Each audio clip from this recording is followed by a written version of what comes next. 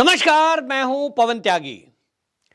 देश के अंदर आजकल चर्चा है बीबीसी चैनल के द्वारा बनाई गई एक डॉक्यूमेंट्री को लेकर, क्योंकि मोदी सरकार ने उस डॉक्यूमेंट्री पर बैन लगा दिया है। बैन लगा दिया है और ऐसा ना हो कि जो चीज भारत में बैन हो उस पर कांग्रेस प्रतिक्रिया ना दे, ऐसा तो हो नहीं सकता। और इसीलिए कांग्रेस इस डॉक्यूमेंट्री को दिखाने के लिए अड़ी हुई है। कांग्रेस ने तय किया है कि केरल के अंदर तिरुवनंतपुरम में वो उस डॉक्यूमेंट्री को दिखाएगी।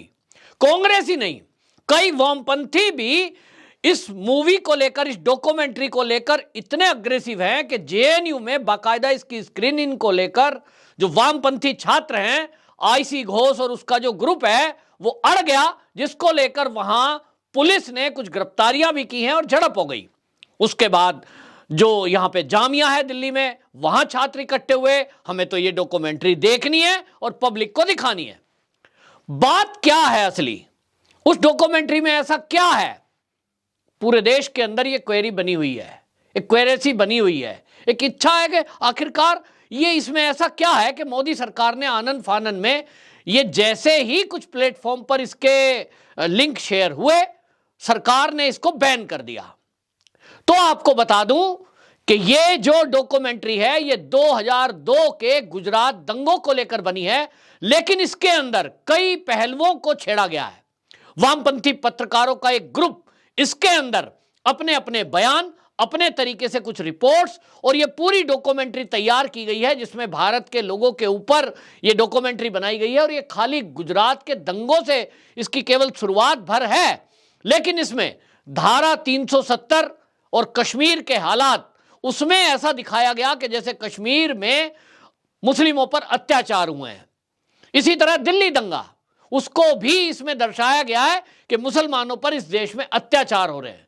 कुल मिलाकर के ये जो डॉक्यूमेंट्री है ये मोदी सरकार और मोदी को, और इतना ही नहीं, पूरे देश को बदनाम करने के साथ साथ एक साजिश दिखाई दे रही है कांग्रेस की कि वो पूरे देश में इस डॉक्यूमेंट्री के सहारे दंगा कराना चाहती है। और कहीं ना कहीं जिस तरह से डॉक्यूमेंट्री तैयार की गई है, जिस तरह से मुस्लिम वर्ग को यह दिखाने की कोशिश की गई है कि इस देश में मोदी सरकार आने के बाद मुसलमानों पर अत्याचार हो रहे हैं, क्या इसके बाद कहीं ऐसा तो नहीं होगा कि कुछ कट्टरपंथी लोग आगे आएंगे और जो मुस्लिम युवक हैं उनको कहीं ना कहीं भड़काने का काम करने का काम करेंगे?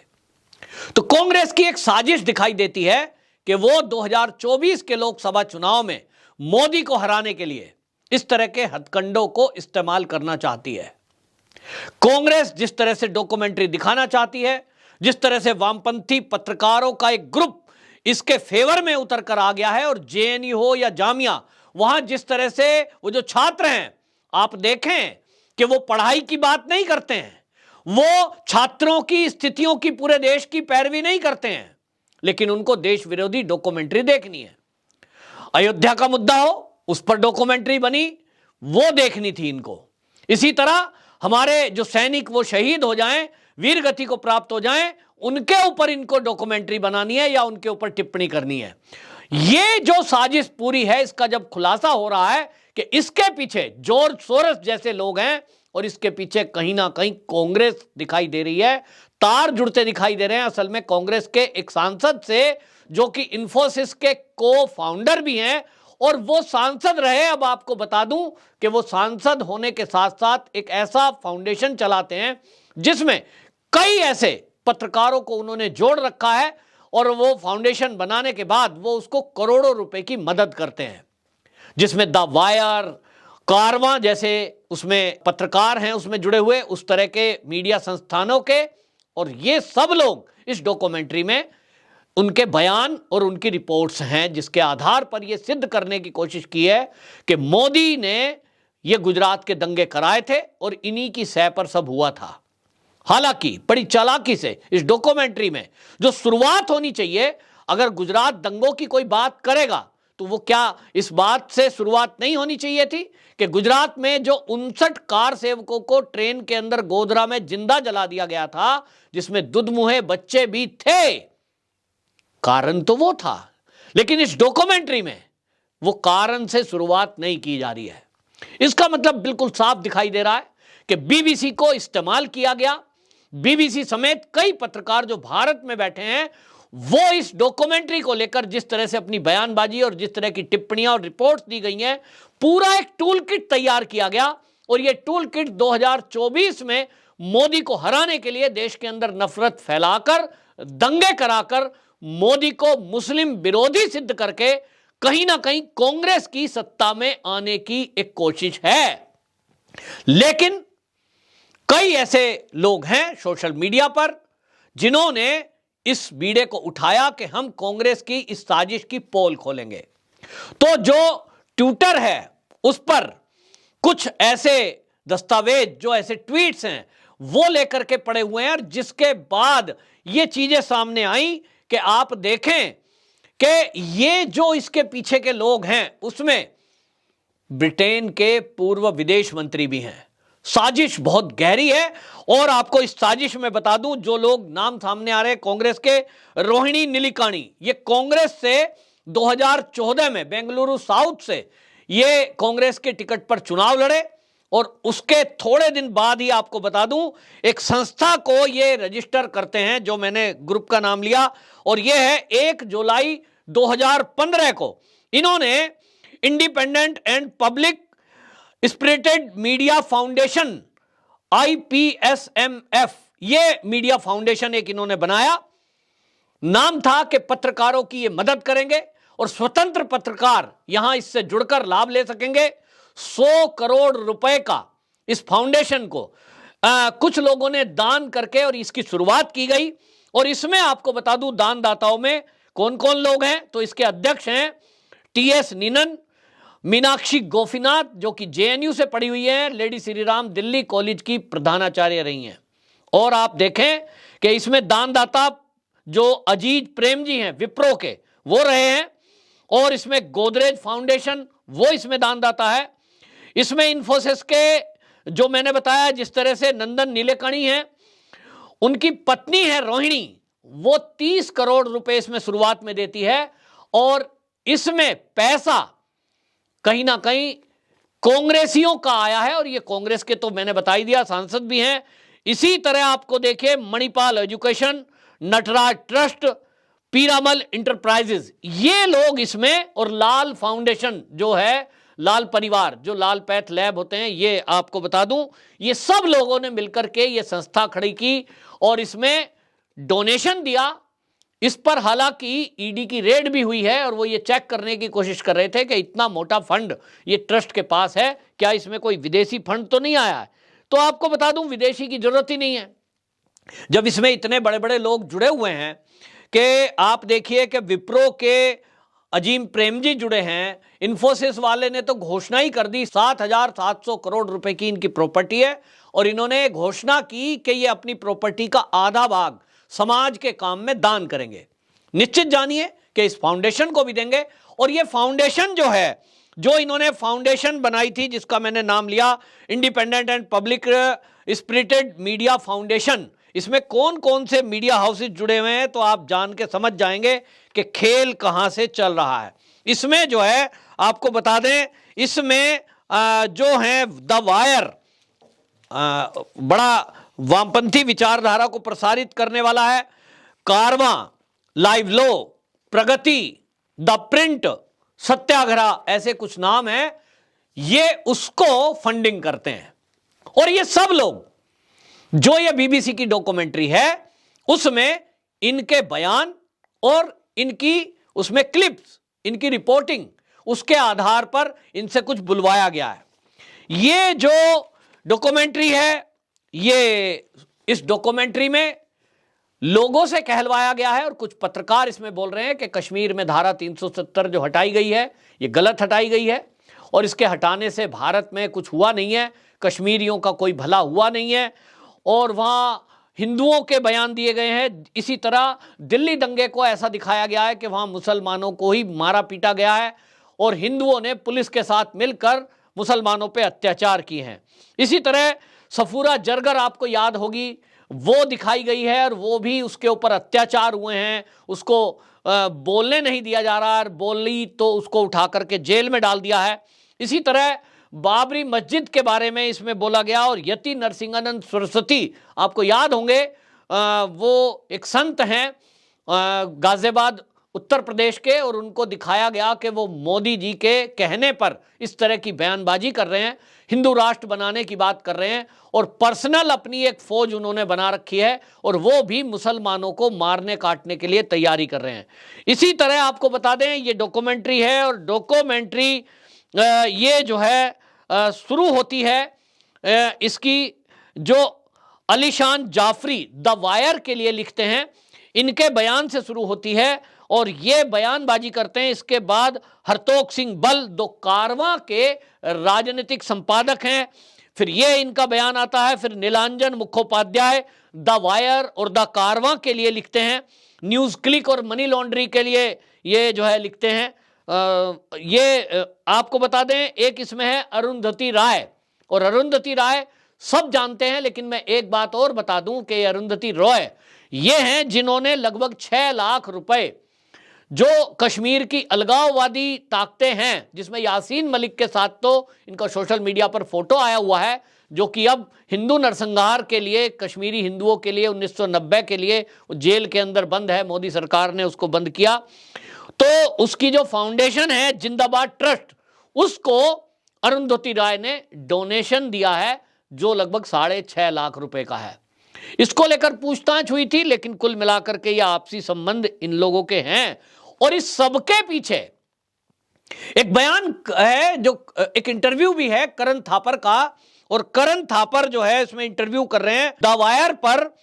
पूर्व विदेश मंत्री हैं यूके के जैक स्ट्रॉ, और जैक स्ट्रॉ उसमें इंटरव्यू कर रहे हैं, और वो बोल रहे हैं कि गुजरात के जो दंगे हुए थे 2002 के, तब हमने एक यूके से टीम भेजी थी जांच के लिए, और उस टीम ने वो तथ्य, वो जानकारी जुटाई, जिसके आधार पे मैं कह सकता हूं कि गुजरात के दंगों के लिए मोदी जिम्मेदार है।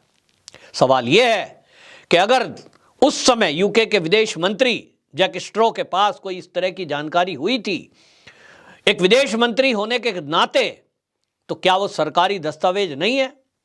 और अगर वो सस्ता सरकारी दस्तावेज था, तब उन्होंने वो बीबीसी को किस बेस पर दिया? उन्होंने बैठ करके ये इंटरव्यू कैसे दे दिया?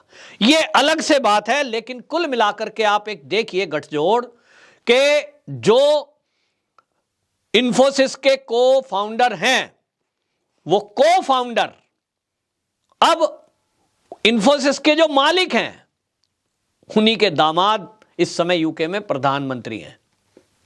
और ये सब गठजोड़ चल रहा है। इस गठजोड़ में कांग्रेस की कोशिश है कि ये डॉक्यूमेंट्री पूरे देश में प्रसारित होनी चाहिए, ताकि उनको दंगा कराने का मौका मिले। और जो मुसलमान मोदी की तरफ आकर्षित हो रहे हैं, मोदी की नीतियों से, मोदी के व्यवहार से, सबका साथ सबका विकास, सबका विश्वास से, आज देश के मुसलमान ये कह रहे हैं कि 65 साल कांग्रेस ने राज किया और हमने एक मुश्त वोट उसको दी, लेकिन उसने मुसलमानों का भला नहीं किया। मोदी जी 2014 में आए और 8 साल के अंदर जितनी केंद्रीय योजनाओं का और राज्य में जहां भाजपा की सरकारें हैं, उन योजनाओं का लाभ किसी हिंदू को मिला है, उसी तुलना में मुसलमानों को भी मिला है। और इसलिए बहुत बड़ी संख्या में पसमंदा मुसलमान तो खुलकर बीजेपी के फेवर में आ गए हैं। और गुजरात का रिजल्ट उन एरियो से भी मोदी के फेवर में आया जहां मुस्लिम बहुल हैं, यानी वहां से भी वही लोग जीते, यानी भाजपा को वोट मिला है। खुलकर लोग मीडिया में बोल रहे थे। और इसलिए कांग्रेस को लगता है कि इन मुसलमानों को कैसे भड़काया जाए, इनका दिमाग में घुसाया जाए कि मोदी को वोट मत करना। मोदी ने ही गुजरात के दंगे कराए, मोदी ने ही, ये बीजेपी ने ही बाबरी मस्जिद को गया। अब उसको बाबरी ढांचा नहीं कहते, सुप्रीम कोर्ट का आदेश आ गया है। सुप्रीम कोर्ट में यह क्लियर हुआ कि पहले वहां राम का मंदिर था, और इसलिए मंदिर को तोड़कर आक्रमणकारियों ने, बाबर ने वहां मस्जिद की शेप दे दी थी, था तो वहां मंदिर, और इसको कौन नकार सकता है। लेकिन बार बार ये कह करके कि आपकी मस्जिद तोड़ दी गई, आपकी मस्जिद तोड़ दी गई, यह दंगा कराने की एक साजिश है। इसी तरह कश्मीर में धारा 370 हटाई गई है। बार बार कांग्रेसी यही कहते हैं, और राहुल गांधी कश्मीर में हैं, वो ये कहते हैं कि हमारा पहली प्रायोरिटी है कि हम कश्मीर को स्वायत्तता देंगे। यानी वो आजाद कश्मीर की बात कर रहे हैं, वो फिर से धारा 370 लगाने के पक्षधर हैं, इस तरह की भाषा इस्तेमाल कर रहे हैं, यानी वो कश्मीरियों को भड़का रहे हैं। दूसरी तरफ पंजाब में हालात खराब कर रहे हैं और कुल मिलाकर के इस देश में जगह जगह दंगे फसाद करा के ये मोदी और देश को बदनाम करने की साजिश है, जिसमें जैक स्ट्रॉ जैसे ये ब्रिटेनी पूर्व विदेश मंत्री भी मिले हुए हैं। तो कोई लोग पूछ रहे हैं उनका क्या मतलब है, बीबीसी का इससे क्या लेना देना है। तो आपको बता दूं कि भारत के अंदर जिस तरह से आज दुनिया के कई देश निवेश करने में लगे हुए हैं, चीन से अपना उद्योग धंधा समेटकर भारत में ला रहे हैं, इससे कई देशों को दिक्कत है। इससे उन लोगों को भी दिक्कत है जिन्होंने हमारे देश पर शासन किया था और आज हमने उनको पछाड़कर अर्थव्यवस्था में हम उनसे भी ऊपर पहुंच गए हैं। और यह देश है यूके, और इसीलिए उसको बड़ी दिक्कत है। वो कभी नहीं चाहता कि देश आगे बढ़े और इसके लिए मोदी को हटाना पड़ेगा। जो यूके में बैठे हुए लोग हैं या जो बीबीसी जैसे चैनल हैं, ये जो स्ट्रो जैसे लोग हैं, ये एक साजिश बनाते हैं, एक टूल किट तैयार करते हैं और इस टूल किट में जो टूल की तरह इस्तेमाल हो रहे हैं वो है भारत में बैठे हुए पत्रकार, भारत के उद्योगपति, भारत की राजनीतिक दलों में बैठे हुए वामपंथियों या कांग्रेस, ये राजनीतिक लोग। और ये इस टूल किट पे ठीक उसी तरह काम कर रहे हैं जैसे जलियांवाला बाग में भारतीयों के ऊपर ही भारतीय सिपाहियों ने गोली चलाई थी। देश आगे बढ़ रहा है, मोदी आज देश के प्रधानमंत्री हैं, लेकिन चाहे ये पत्रकार हो, चाहे फिर ये उद्योगपति, जो लोग एक फाउंडेशन बनाकर ऐसे पत्रकारों को पालने और पोसने का काम कर रहे हैं, जो इस देश को बदनाम कर रहे हैं, देश के प्रधानमंत्री को बदनाम कर रहे हैं और देश का माहौल खराब करना चाहते हैं। सारा एक गठजोड़ है और ये ठीक उसी तरह टारगेट मोदी को कर रहे हैं, भाजपा को कर रहे हैं, आरएसएस को कर रहे हैं। ये वही लोग हैं, देश में बैठे हुए देश के गद्दार। ये देश के साथ गद्दारी है। इन गद्दारों का क्या इलाज है? क्योंकि कानूनी पहलू सब जानते हुए इन्होंने इस तरह की बात की है कि यदि अब इन पे कार्रवाई करेंगे तो कहेंगे साहब अभिव्यक्ति की आज़ादी खत्म कर रहे हैं मोदी जी। हम तो पत्रकार हैं, हमारा काम है तथ्य प्रस्तुत करना, हमारे नजरिए से ऐसा ऐसा हुआ है, हमने वैसा वैसा बोला है, तो ये मेरा नजरिया है, इसमें मोदी जी को दिक्कत क्या है? और इसीलिए मोदी सरकार के डॉक्यूमेंट्री बैन करने के बावजूद, चाहे जामिया हो चाहे वो जेएनयू हो, वहां वामपंथी विचारधारा के लोग और कुछ अलगाववादी ताकतें इस डॉक्यूमेंट्री को दिखाने के लिए अड़े हुए हैं और मीडिया उनको पूरा कवरेज दे रहा है, क्योंकि मीडिया को शायद ऐसे अरबपति लोग अपनी कंपनियों के ऐड देते होंगे और इसीलिए ये कभी भी बात बाहर नहीं आएगी कि इसके पीछे कौन सी शक्तियां हैं। सोचिए, जो बड़ी बड़ी कंपनियां मैंने नाम लिया जो इस फाउंडेशन के पीछे हैं, कितने बड़े लोग हैं। जिस व्यक्ति की 7,700 करोड़ की प्रॉपर्टी हो और वो ये घोषणा कर दे कि आधी वो दान में देगा, उसमें वो फाउंडेशन को भी देंगे निश्चित रूप से, जिन्होंने स्टार्टिंग ही 100 करोड़ से की हो, और उसमें अजीम प्रेम जी जैसे लोग जुड़े हों, गोदरेज जैसे लोग जुड़े हों, फाउंडेशन जैसे लोग जुड़े हों, तो अरबपति लोग जुड़े हैं, उनको बाहर से फंड लेने की आवश्यकता क्या है। लेकिन यहाँ आपको ये भी बता दूं कि जो रोहिणी नीलेकाणी हैं, कांग्रेस के पूर्व एमपी रहे हैं, वो उनकी पत्नी जो है वो जुड़ी हुई किससे है? रोहिणी नीलकणी। और जो नंदन नीलकणी है उनके रोल मॉडल है, वो कहते हैं George Soros, open society foundation और बिल गेट्स की फोर्ड फाउंडेशन, वहां तक तार जुड़े हैं। बहुत बड़ा संगठन है, बहुत बड़े लोग हैं, बहुत पैसे वाले हैं, और इसलिए सारा गठजोड़, पूरी ताकत इन सब ने मिलकर केवल इस काम में लगाई है कि किस तरह से 2024 में हम मोदी को हटाएं। अब यह हमारी जिम्मेदारी है कि देश का माहौल खराब करने के लिए टूल किट बनाई गई हैं। एक के बाद आप देखेंगे इस तरह के षड्यंत्र किए जाएंगे जिसमें मीडिया हाउसेस को भी शामिल कर लिया गया है। ये चीजें खुलकर आ गई हैं और आगे और प्रहार होंगे। ऐसे में एक तो सरकार को सख्त कदम उठाने होंगे, वहीं मीडिया हाउसेस को यह सोचना होगा कि देश ऊपर है या पैसा, और ऐसे पत्रकारों को आगे आना होगा जिनके लिए इस भारत की तरक्की, भारत का विश्वगुरु बनना, भारत की आर्थिक उन्नति होना वो प्राथमिकता है। देशभक्त पत्रकारों के लिए ये एक कठिन परीक्षा का समय है कि एक तरफ पैसा और एक तरफ रहेगा देश। उनको किसको चुनना है? देश का माहौल खराब ना हो, और जो कांग्रेस की कोशिश रही है कि फूट डालो राज करो, अंग्रेजों से सीखा है, वो उसको इंप्लीमेंट करती है। राहुल गांधी की कई बार यूके की यात्रा ये बताती है कि मामला कुछ गड़बड़ है, और कांग्रेस का गठजोड़ इसीलिए तो नहीं है कि 2024 में कुछ भी करें, कैसे भी करें, सत्ता में वापसी आए, क्योंकि कुछ लोगों के लिए सत्ता प्रमुख है, देश उनके लिए मायने शायद नहीं रखता। वंदे मातरम।